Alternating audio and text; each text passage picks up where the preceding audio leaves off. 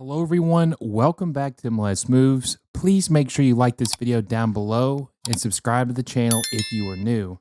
Kris, welcome to the show, my friend. Inter Miami is absolutely hot right now. Number one seed, not just in the Eastern Conference, but number one overall team in the table. And Messi is firing on all cylinders. It looks like Luis Suarez is back to his normal self. There was a couple games where he, I guess had like a little bit of a slump, but he's back. How are things going, man? How you feeling so far? Well, it feels great. Obviously, it's we're sitting at a place where we just beat the record for the most points in an entire season by one, right? Over New England against New England, which was pretty sweet. We dominated against them. I mean, mind you, they're a dumpster fire at the moment. But aside from that, I mean, we feel incredibly good about it. All of our players are pretty healthy aside from David Martinez, who's a center back. He's just coming back from an injury. But for the most part, the fan base feels incredibly good about what's going to happen in the playoffs. Well, we'll start off with the matchup between Atlanta United. They're doing this best of three series. I don't know how you feel about that, but I'm not in favor of the best of three. I like a two-leg series at most, or just a knockout match. But they're starting off with Atlanta United. How are you feeling going into this series? This starts Friday, which is crazy. Yeah, it's weird. Friday, I mean, a weekday, but I mean, it's Friday night. So hopefully, it'll be a good outcome. I mean, a good, a showing out for the fans. Um, there's one matchup that this team didn't want from a fan base's perspective, and it was Atlanta, right? Atlanta, they've been sort of like the kryptonite to us. We lost against them, we tied against them, we still haven't won against them in MLS play, right? So for the most part, Atlanta for us is sort of a dreaded matchup in terms of the history, and then on top of that, they play on turf. So that's also something that isn't really looked upon very positively. But aside from that, I mean, Atlanta is also a dumpster fire in some ways. I mean, they've caught wind, and they've gotten a lot better within the last couple games. So they're hitting their strides, but I mean, I don't think that it's anything that Inter Miami can't handle. I feel like it's going to be. I don't know if you want my prediction or not, but I feel like it's going to be easily handled in 2 games. Yeah, we'll go with the predictions here in a second, but I will say this: one thing that is scary that you just brought up about Atlanta United, they haven't beaten them this year. It's Tata Martino's Yes. former club, and another scary part about them, Kris, is Atlanta United is playing with house money. They have nothing to lose. They've sold all their players this summer, $53 million in total for all the players they sold. They weren't even expected to make the playoffs. They truly have nothing to lose, and Miami has everything to lose because it feels. I personally believe it's MLS Cup or bust for this team, especially with Jorge Moss's the money he's put up and all the players they've acquired, and having Messi have to capitalize every year he's on this team. They have everything to lose. Atlanta United has nothing to lose. And when you have a 3-game series, man, or best of three, things can get kind of wonky, and anything can really happen. Well, and we had Tommy from Scarves and Spikes on with us, and he sort of kind of went over like the fact that, hey, look, we're gonna make it, and if we give you guys a run, great. If not, it just wasn't it. The interesting part about this game, which a lot of people aren't really talking about, is the fact that Chris Henderson is being rumored to go to Atlanta. So imagine how he's going to be watching this if the rumors are true, right? So that's sort of an interesting caveat to what's happening, not within the game, but a little bit outside of the game. But yeah, those are things I guess that you ring true, right? Atlanta's playing with house money. Whatever happens in terms of positive for them is going to be great. And yeah, unfortunately, with the team that we have and the players that we have, yeah, it's MLS or bust. MLS Yeah, Cup or bust. it just feels like all the pressure's on Miami, and we know that Argentine maestro number 10 always performs under pressure. He's calm, cool, and collected. He never is phased when the moment is the moment's never too big for him. And I think the same goes for Luis Suarez. I think that they're going to win this series. I predicted they were going to sweep like it's 2-0. I don't think that they're going to lose a game even on the turf.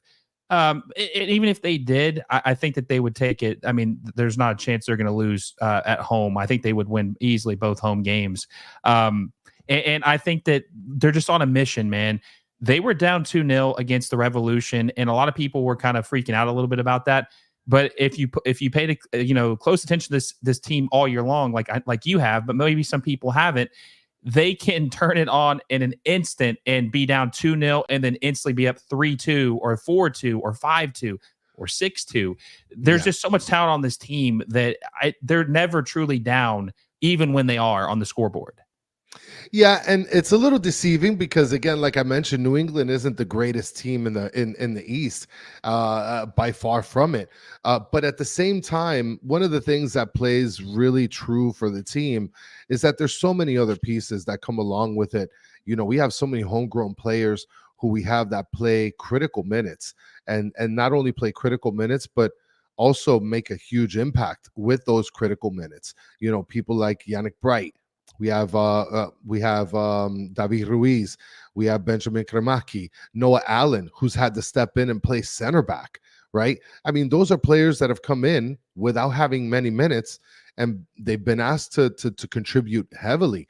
The good thing about it is that we've had that sort of contribution from those players and others as well. Diego Gomez is a beast. Matias Rojas will slam it from anywhere on the pitch. So. And that's aside from having Messi, who can come in and 35 minutes later give you 3 goals and an assist. That's how his record was in against New England. Yeah, no, and anytime, like I said, you have him, you've always got a chance. And it doesn't even include, like you said, you just named all this depth they have that most MLS teams don't have. If a guy goes down, they've got someone who can at least give them a game or two at that position, which a lot of teams would love to do. So me and you both agree that they are going to handily beat Atlanta United. I mean, it could get interesting, but we think they're probably going to sweep the series.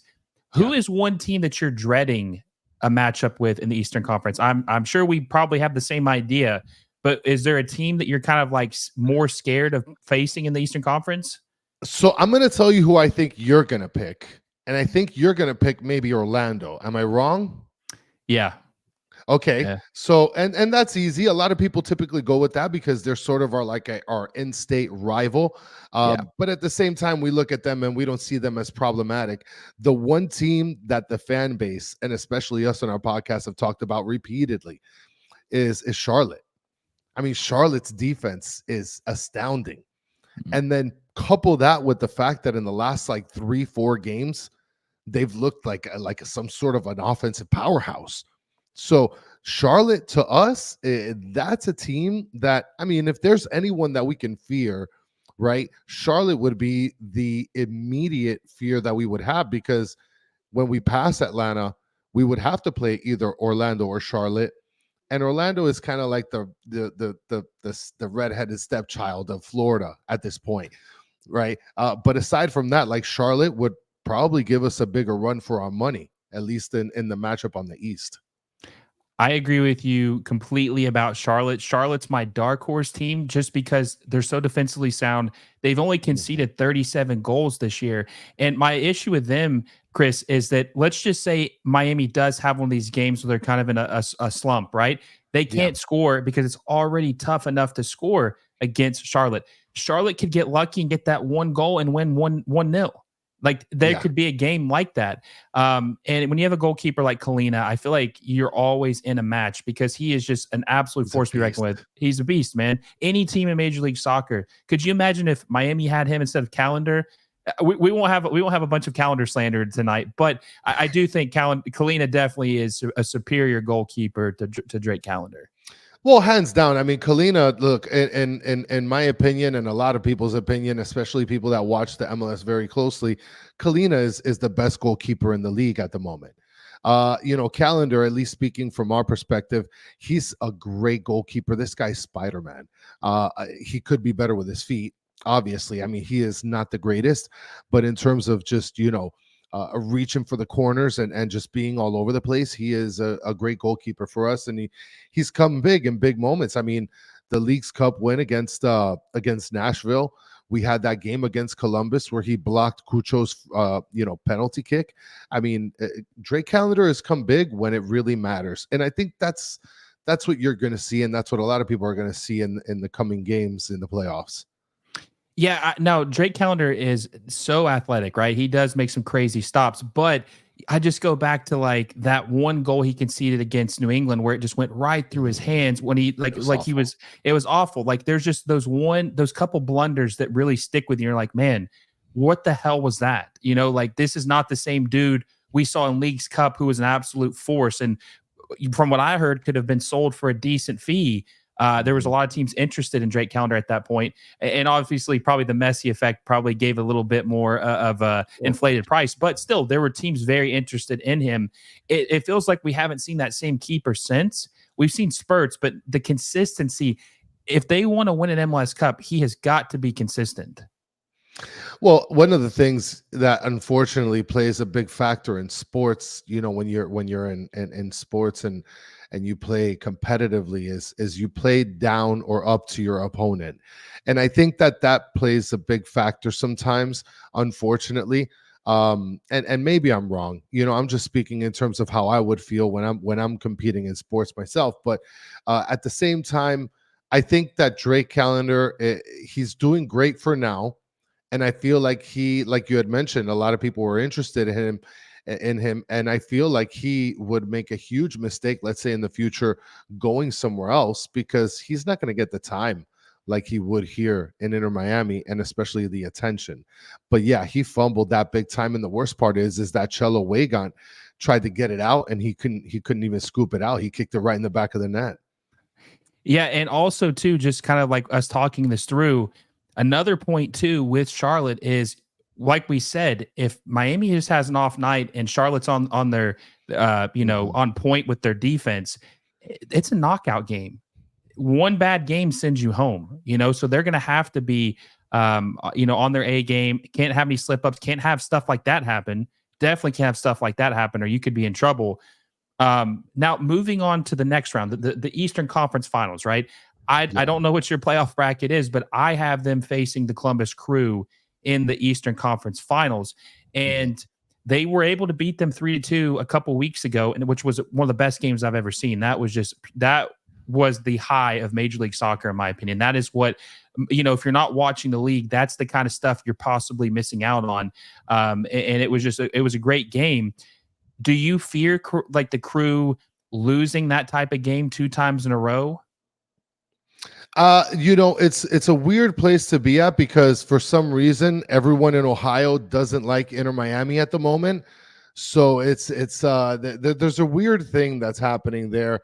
As far as Columbus, we respect them because they are actually the second best defensive team, and they're also one of the better offensive teams aside from us. So you're coupling a little bit of what Charlotte brings and then the guarantee of the offensive sort of prowessness that they have.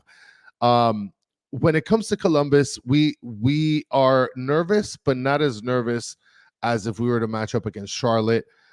We feel like I don't want to say that we have their number, but we've done decently well against them.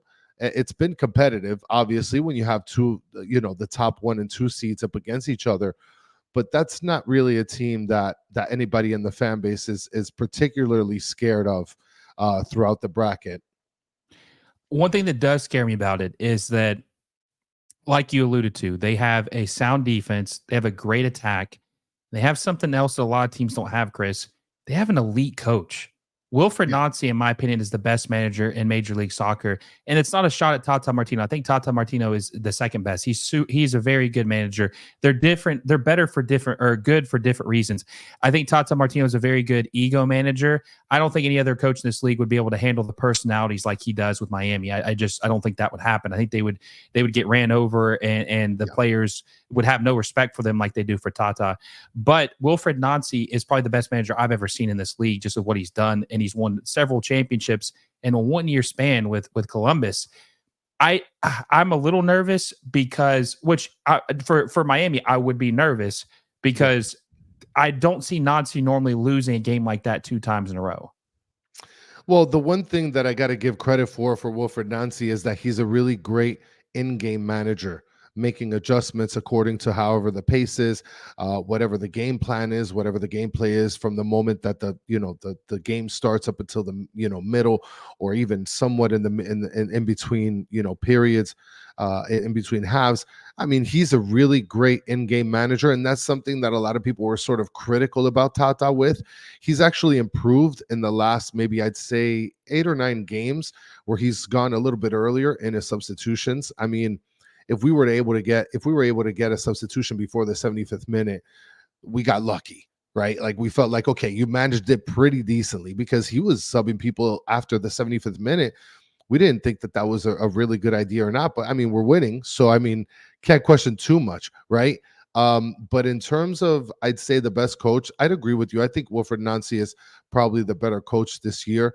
And unfortunately, when it comes to Tata, when you're coaching the best player on this planet, you're not necessarily going to get all of the credit, right? You're going to get some of it, but when you have Messi, everybody's going to look at Messi.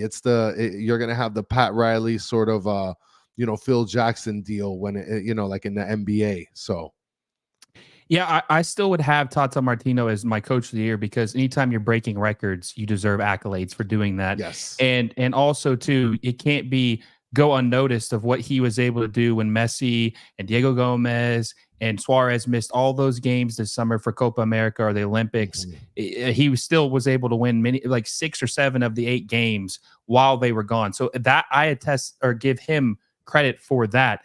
Now, moving on to the Western side, because I'm assuming that you probably would agree with me that Miami is going to make it to the MLS Cup final this year, unless something catastrophic happens.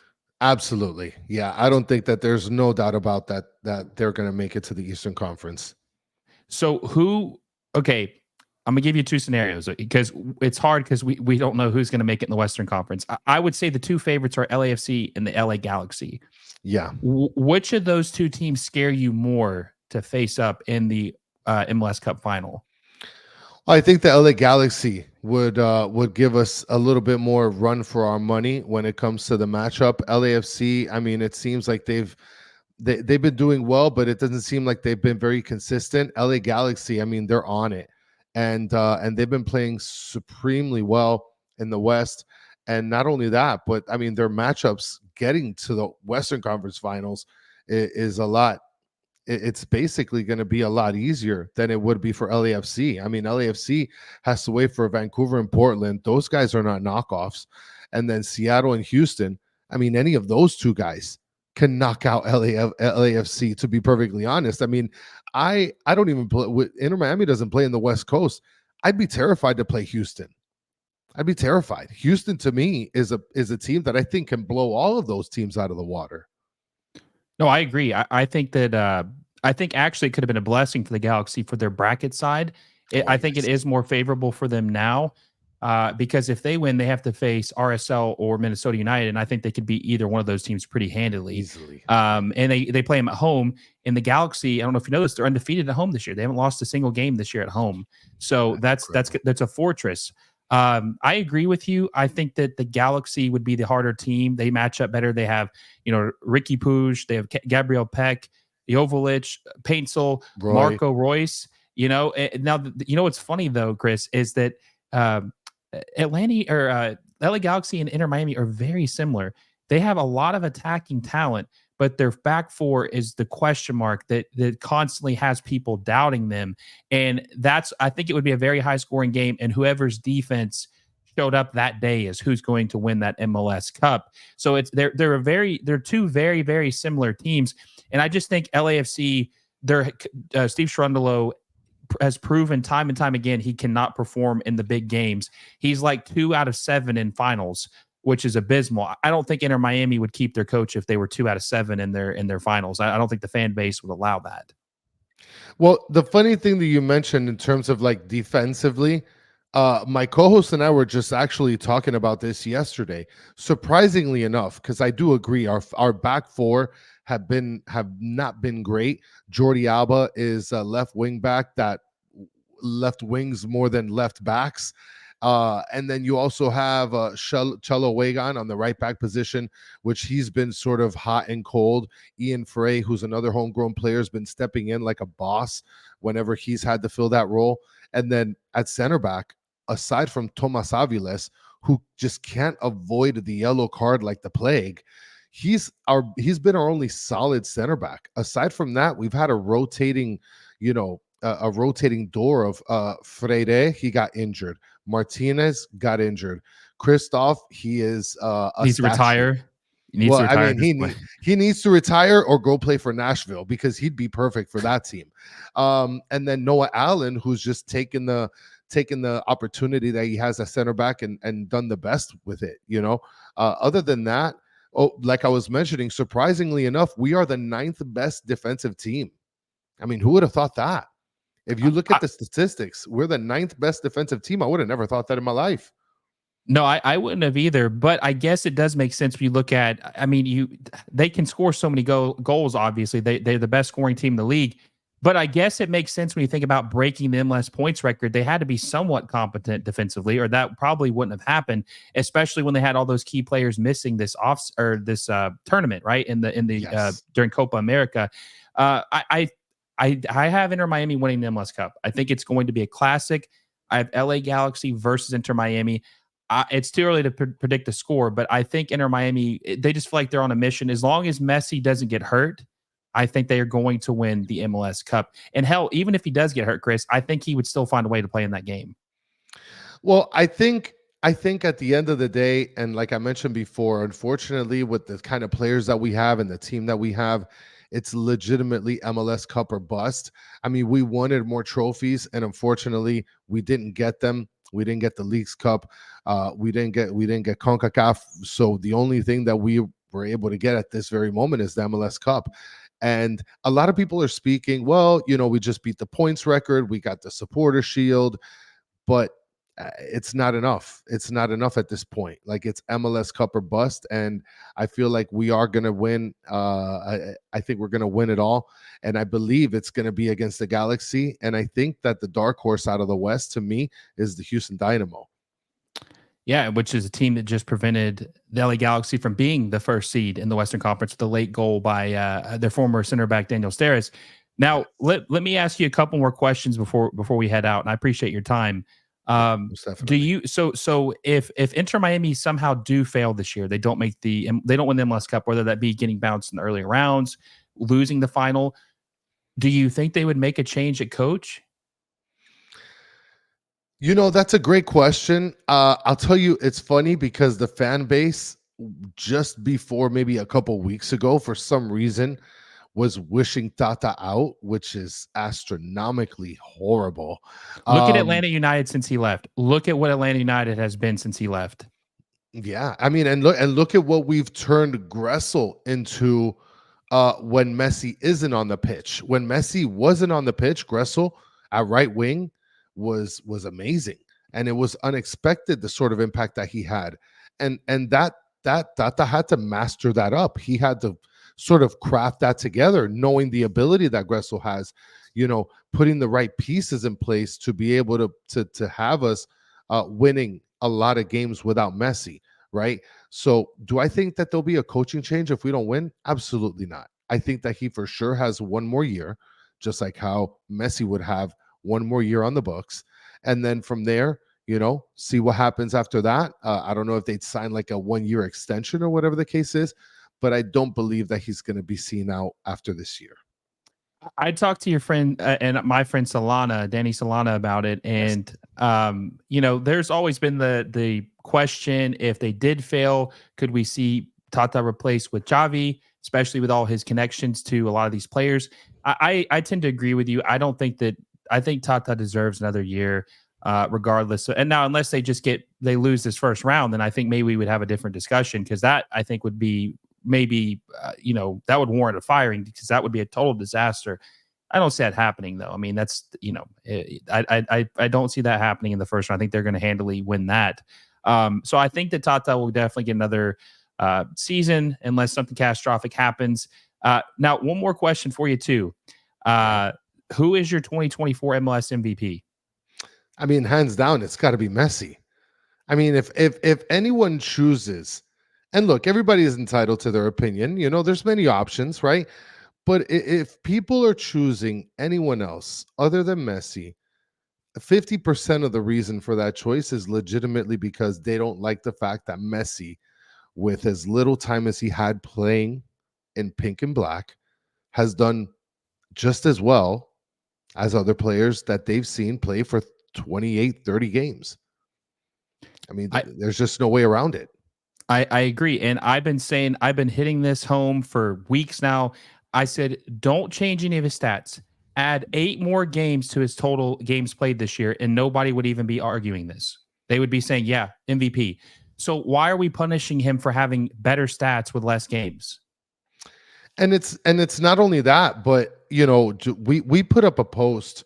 We put up a post earlier yesterday, if not today, where we sort of outlined the reasons on why he should be MVP.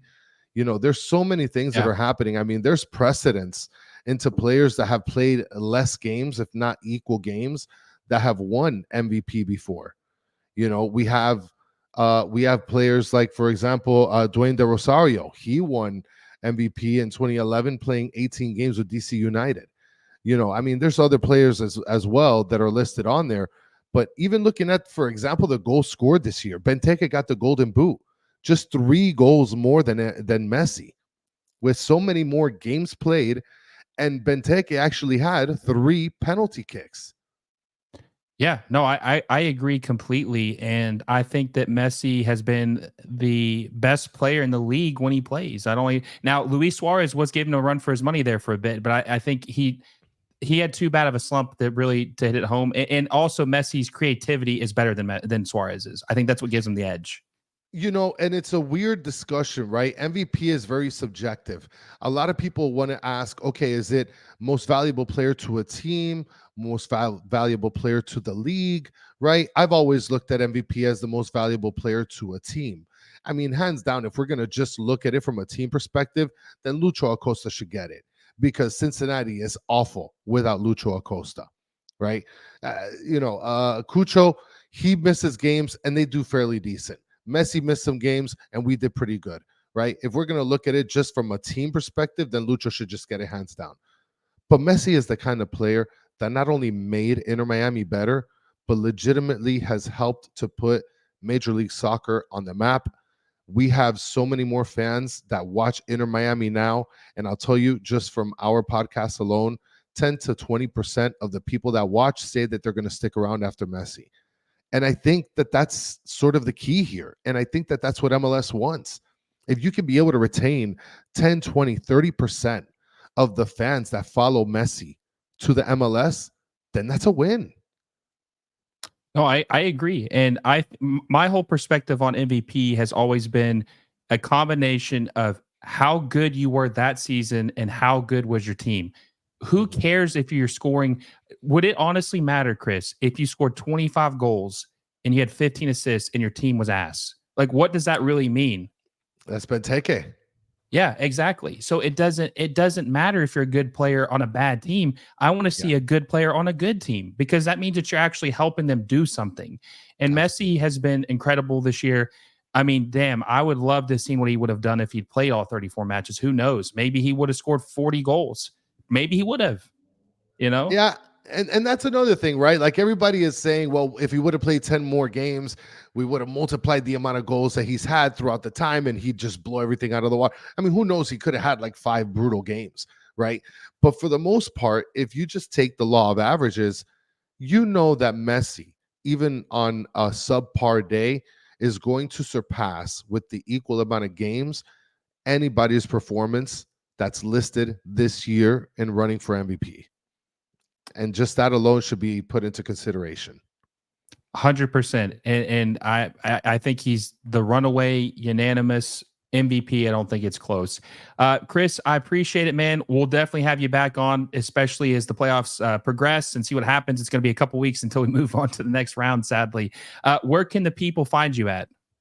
Well, right here below, it's at Battered Herons. That's our main channel.